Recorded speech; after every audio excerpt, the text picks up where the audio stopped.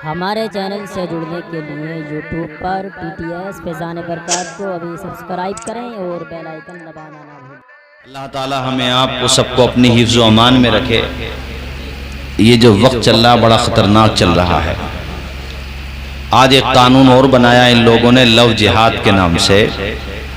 मतलब कैसे अजीब लोग हैं कि इन लोगों को ना पब्लिक की भूखमरी से मतलब है, न जनता की नौकरियों से मतलब है, ना लाखों लोग जो बेरोजगार हो गए जिनके पास कुछ ना बता, उससे कोई मतलब ही नहीं है इन लोगों को सिवाय हिंदू मुस्लिम के। इन्हें कुछ लेने देने नहीं है।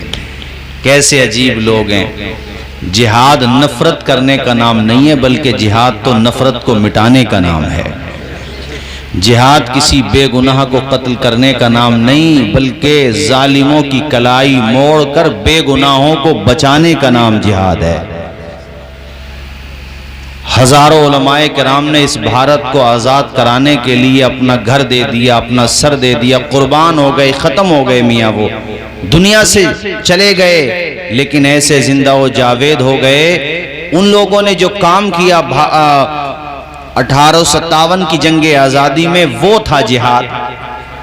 और इन्होंने ऐसा बदनाम कर दिया। मैं अपने हिंदू भाइयों को बताना चाहता हूँ कि मेरे हिंदू भाइयों, गोदी मीडिया की बातों में ना आना। ये जिहाद को बदनाम कर रहे हैं। जिहाद ना होता तो हमारा भारत आज़ाद ही ना होता।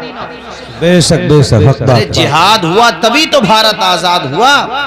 और राम प्रसाद बिस्मिल से लेकर के बड़े बड़े अशफाकुल्ला खान जैसे लोग, अल्लामा फजल हक खैराबादी और अपने संबल से मुत्तसिल जो मुरादाबाद है ना, यहाँ का चौक बड़ा मशहूर था। उस चौक पर फांसी के लिए जब लेकर के आ रहे थे अल्लामा सैयद किफायत अली काफी, वो आले रसूल भी थे, हजरत अली की औलाद से थे। सुभान अल्लाह, सुभान अल्लाह। जिगर गोशे बतूल थे वो।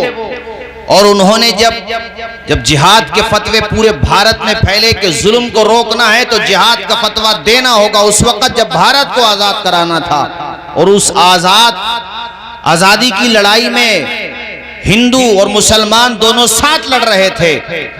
अजीजाने गिरामी, मैं अर्ज ये करना चाहता हूं कि जब उनको तख्तेदार की तरफ लेकर के जा रहे थे तो एक बड़ी सुरीली सी आवाज, बजाते खुद उनकी आवाज भी बड़ी अच्छी थी, और जब आवाज अच्छी हो या ना हो, दिल से बात निकले तो सीनों को चीर देती है। बेशक बेशक। वो जब फांसी के फंदे की तरफ जा रहे थे, इस बात को रोक करके ये भी बता दूं कि जेल में उन पे इतने जुल्म हुए कि गरम इस्त्री उनके बदन पे फेर दी जाती थी, प्रेस गरम करके, और कहा जाता था कि तुम मोहम्मद अरबी का दामन छोड़ दो, तुम अपने इस जिहाद के फतवे से पलट जाओ, तुम भारत की आजादी की बातें ना करो। तो वो कहते थे, जालिमों, जितना तुम्हारा जुल्म बढ़ता है, मैं हुसैन का बेटा हूं, उतना ही मेरा जज्बा बढ़ जाता है। सुभान अल्लाह, सुभान अल्लाह। हम करबला में 72 होते हुए 22,000 से न डरे, तो तुम तो दूसरी जगह से आए हो, तुम्हें तो वैसे ही भगा देंगे हम। जी। जान ही तो चली जाएगी, और जान तो एक दिन सबकी जाना है। मैं अपने हिंदू भाइयों को बताना चाहता हूं कि ये था जिहाद, ये नहीं है जो आजकल मीडिया पे चला लव जिहाद। अजीब बेवकूफी है।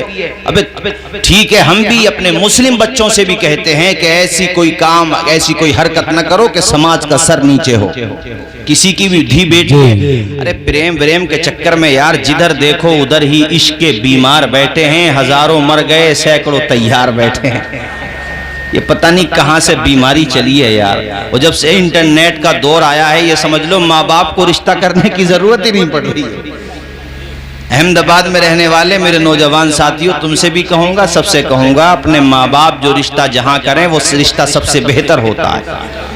और फिर दूसरी बात, प्रेम भी फिर गैर मुस्लिमों, फिर बाद में वो लव जिहाद का मैटर बने। मगर मैं अपने हिंदू भाइयों से एक बात ये भी तो पूछता हूं कि मुस्लिम लड़का, हिंदू लड़की, आपने नाम दे दिया लव जिहाद का, क्या किसी की प्री प्लानिंग है यार? समाज में जैसे तुम्हारी बात खराब होती है, उसके भी तो पेरेंट की बात खराब होती है। क्या इसमें प्लानिंग, किसका फंडिंग? हर बात में आपको जो है हिंदू मुस्लिम करना है। मगर मुझे ये भी तो बताओ कि अगर लड़की मुस्लिम हो, लड़का हिंदू हो, तब कौन सा जिहाद का होगा? क्या ऐसा नहीं हो रहा? हमारे संबल में कितने केसेस हो चुके हैं। तो मैं उन आम हिंदू भाइयों से बड़े विनम्रता पूर्वक कह रहा हूं कि आप जो है हमारी बात को सुने, इनकी बातों में ना आए। ये मसाइल से दिमाग हटाने के लिए, और आज भी इलाहाबाद हाई कोर्ट का जो फैसला आया आप खुद पढ़ के देख लीजिए। तो बहरहाल मैं अर्ज ये कर रहा हूं मेरे नौजवान दोस्तों, आप भी अपने आप को सुधारो यार। अल्लामा किफायत अली काफी, ये था जिहाद। जब जा रहे हैं फांसी के फंदे की तरफ, देखो हुसैन का बेटा ऐसा होता है। बोलो जोर से बोलो यार सुभान अल्लाह।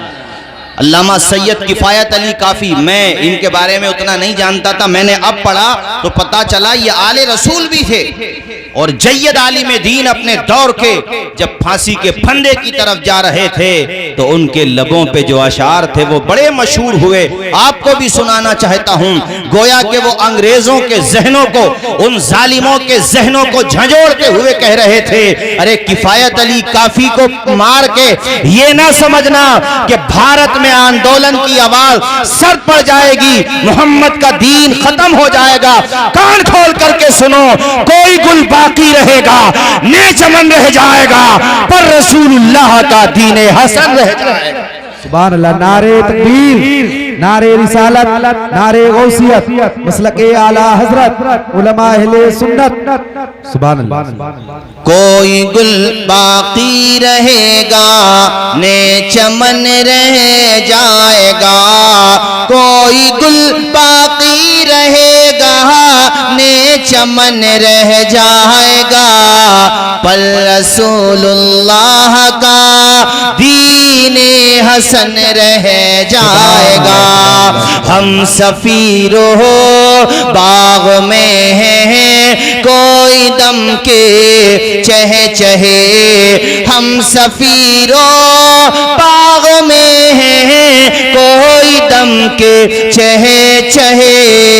बुलबुलें उड़ जाएंगी, बुलबुलें उड़ जाएंगी, सूना चमन रह जाएगा। बुलबुलें उड़ जाएंगी, सूना चमन रह जाएगा। अतलसो कम ख्वाब की पोशाक पे नाज़ान हो। नए नए कपड़े पहन के इतराने वालों, जमीन पे सीना निकाल के चलने वालों, अपने आप को न जाने क्या क्या समझने वालों, देखो अल्लामा किफायत अली काफी क्या कह के चले गए। कितनी प्यारी बात इरशाद फरमाई उन्होंने।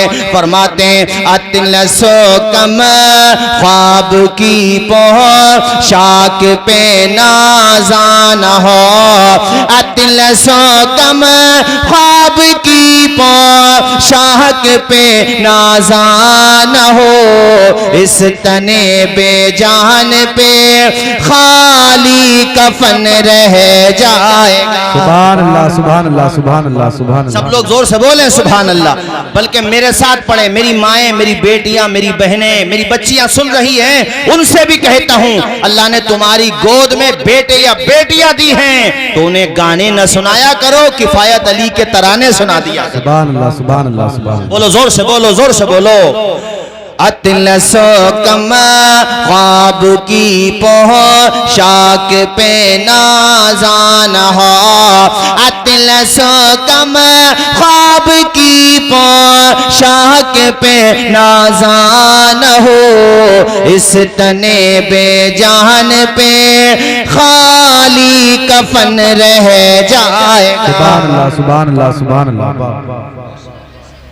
नाजा न हो है इंसान, किसी चीज पे नाजा न हो। इस पे मुझे एक वाक़या याद आया। अल्लामा कमालुद्दीन दुमैरी ने हयातुल हैवान में लिखा है, और भी किताबों में है, मगर उससे पहले ये दो मिसरे उनके सुनो। वो फांसी के फंदे की तरफ जा रहे हैं मगर उम्मत को पैगाम दे के जा रहे हैं। सुभान अल्लाह, सुभान अल्लाह। गैर मुनक़सिम भारत के लोगों को पैगाम दे के जा रहे हैं। और क्या खूबसूरत बात कही। इसी मिसरे से अंदाजा हो रहा कि वो किस अकीदे के थे।